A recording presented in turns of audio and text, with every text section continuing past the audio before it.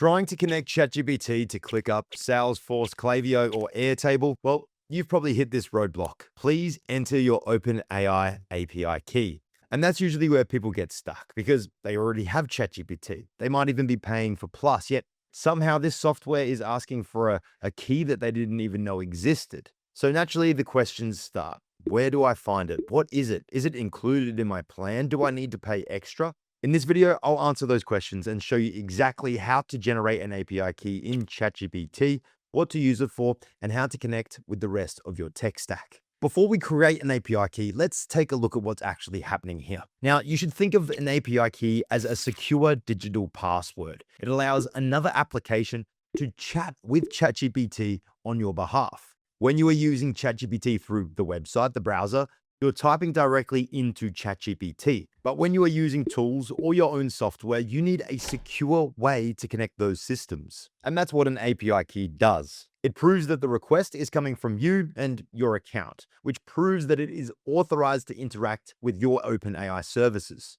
In simple terms, it's like giving a trusted system permission to speak to ChatGPT for you, or a digital key that unlocks access. Now, an API key isn't limited to ChatGPT. You can connect your Klaviyo to your Salesforce to your Airtable to your Slack. This enables you to connect all of your disconnected apps into one cohesive ecosystem. But you're probably now wondering, do I need an API key for ChatGPT? Well, this is an important distinction.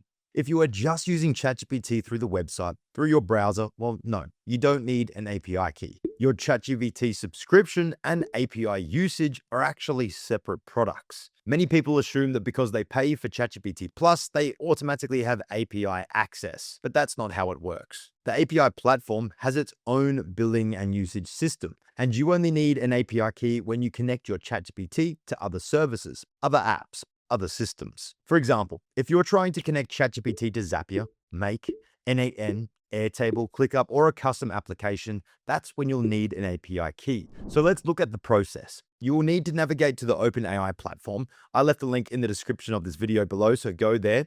And it's here that you will see API keys, over in the left side panel. That's the place that you can create and manage your keys. So we're going to create a new secret key. We won't use that old one.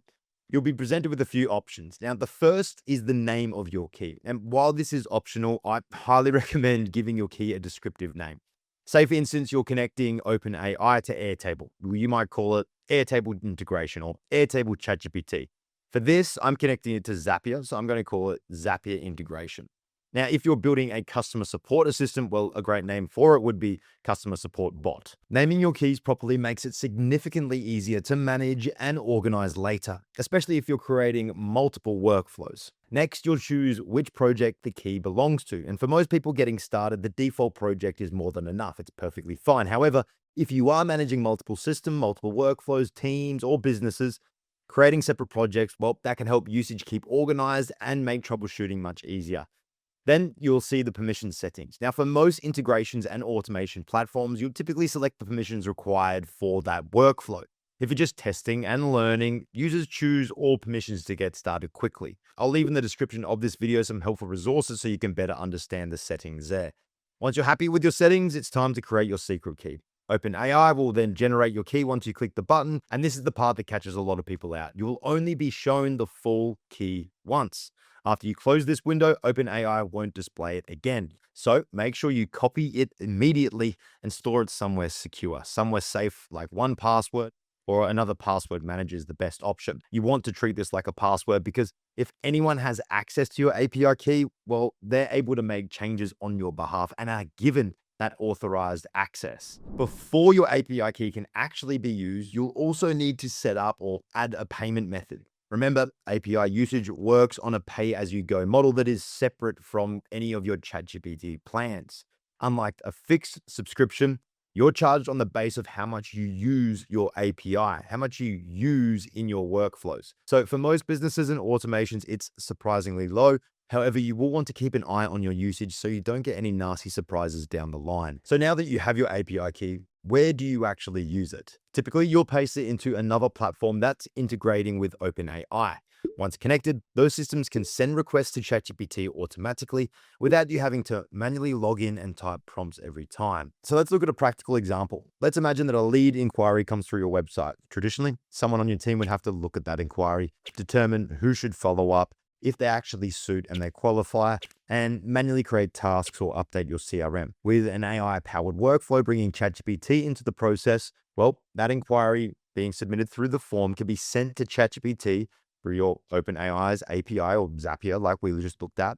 ChatGPT can then generate a summary of the inquiry, identify the customer's needs, categorize the lead by service type, assess potential value, and even create recommended next steps for your sales team. The results can then be written directly back into your CRM, your Airtable, your ClickUp, your database, and along with that, follow-up tasks could automatically be assigned to the appropriate team. A billing question could be routed to finance, a bug report can be escalated to product, a feature request could be sent to engineering, all automatically. These are the kind of workflows businesses are building every day with platforms like Zapier, Make, Pipedream, and N8N. And it's exactly what an API key enables. It acts as the secure connection between your software and OpenAI, allowing applications to send information, receive generated responses, and become part of a larger automated business process. Most people see an API key and think it's just another technical requirement, but it's the gateway to automation and AI-powered workflows. Once you have access to the API, you're no longer limited to typing questions into ChatGPT.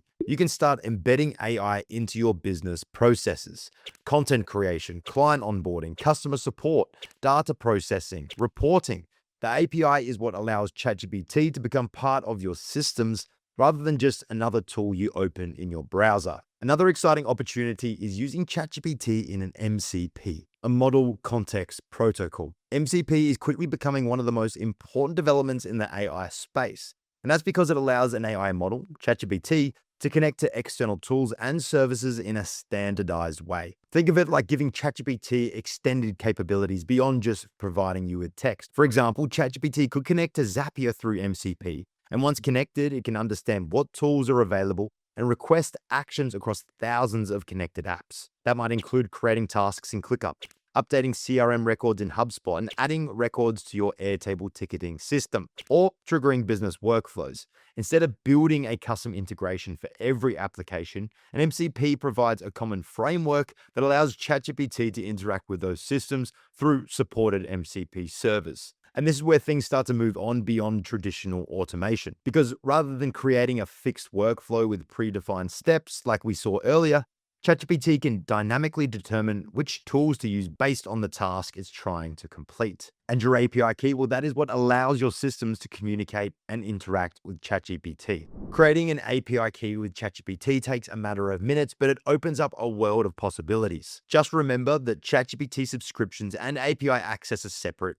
You can create your key through the OpenAI developer platform. You never should share it publicly, and you'll use it to connect OpenAI with your automation tools and the rest of your business systems. Once you are ready to start saving hours and building out automated workflows, go ahead and create your API key to connect your systems. If you and your team are looking for help in connecting your disconnected systems, or you're looking to streamline and automate parts of your business operations, well, we can help at Automation Helpers. I've left a link in the description of this video where you can get a completely free 30-minute consultation with one of our experts. So go ahead and learn how we can get into your business, understand how it works, and build better systems that unblock your bottlenecks.